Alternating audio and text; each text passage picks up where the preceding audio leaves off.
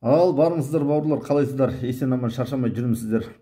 Жалпы осы соңғы сәтте мынау қан айналымға байланысты бойымызда қан айналым жақсы болса, мынау адамның ойлауы да жақсы болады, өмірге деген көзқарасы, менің жұмыс істеуі жақсы болады деп кеше айтып өттім. Онан кейін мынау жалпы біздің енді тазалыққа деген көзқарасымыз, жүрген жерімізді өзіміз таза ұстасақ, миымыздың іші, денеміздің іші, айналамыз бәрі таза болады. Жалпы айттық қой, мынау дамыған деген өркениетке жақсы дәрежеде қол жеткізген деген мемлекеттердің ерекшелігі бұларда тазалық орын алған. Ал артта қалған кедей, дамымай қалған елдердің бір ерекшелігі, олар лас келеді. Көшесі, ауласы, адамы, миы деген сияқты да.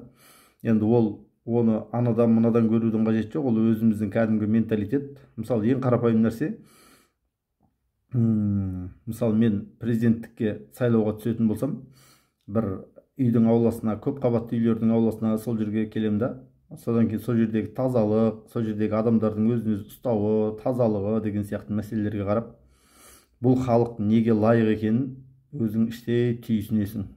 Бұлар мына жерде мал қорада мал құсап өмір сүреді екен, бұл мал құсап өмір сүретіндерге кішкене әшейін жалатып қойсақ болады екен, өздері мал болып жүре береді екен ғой бұлар деп сөйтіп ой келеді да. Ал енді тап-тұйнақтай болып, ауызбірлігі мықты болып, өзінің мұң-мұқтажын жоғарыға жеткізіп, айтқызып, сол керек нәрсесін істете алатын орта болса, ондай жағдайда елді билейтін, жоғарыда отырған деген енді мемлекеттік қызметте отырған адамдар, олар етек жеңдерін кішкене жинай бастайды, достар. Сондықтан да біз мынау осы мемлекеттің тұрғыны ретінде, осы елдің азаматтары ретінде, осы елдегі кем-кетігі қай жерде жөнделетін нәрсе не, соған барлығымыз мынау тізе біріктіріп, тізе қосып, бір жағадан бас шығарып, бір жеңеден қол шығаратын дәрежеге жетуіміз керек. Сол кезде ғана бізде бірдеңе шығады.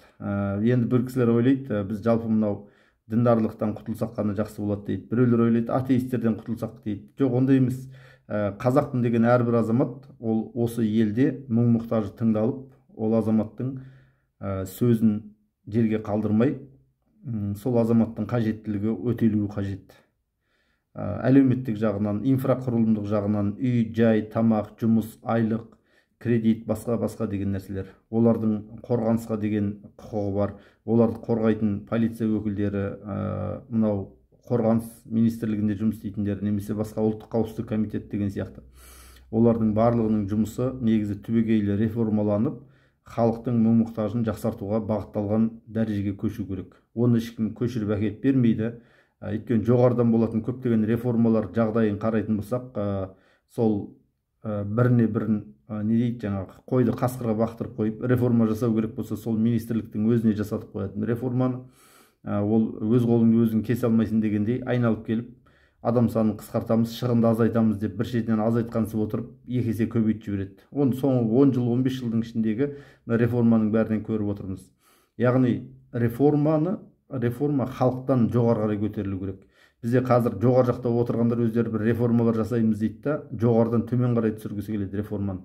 Алайда төмендегі әлі мынау сана сезіміміз оянбаған, сана сезіміміз ұйықтап жүрген, тек қана айналып келгенде сол жоғары жақтағылардың жемқорлығын, болмаса соларды жамандаудан аса алмай отырған біз сияқты жалпы қоғамға ол ешқандай пайда бермейді, жоғарыдан түскен реформалар.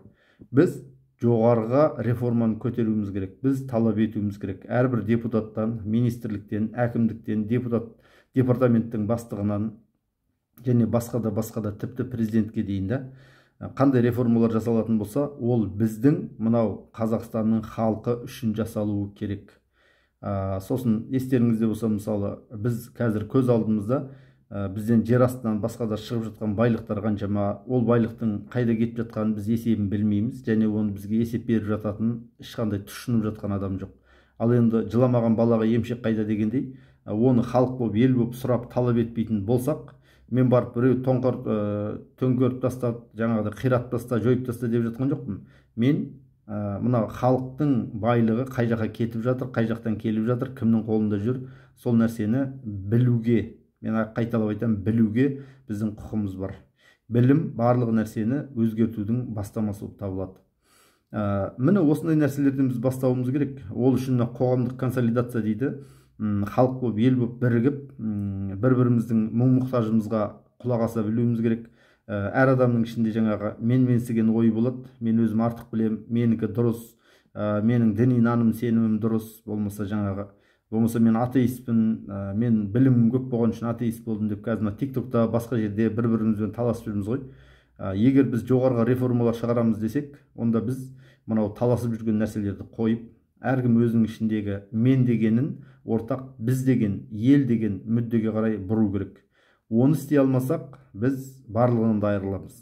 Барлығынан мен мынау мемлекеттілік, басқа-басқаны былай қойғанда, өліп бара жатып арманда болып өлеміз да. Ақыры өлдім ғой, болмаса бірдеңені істеп те өлмеппін ғой деп сондай ой туындап қалады адамда. Аман болайық достар. Менің каналыммен бірге болыңыздар. Жалпы сіздермен сөйлесіп отырған арқамандар деп есептеңіз.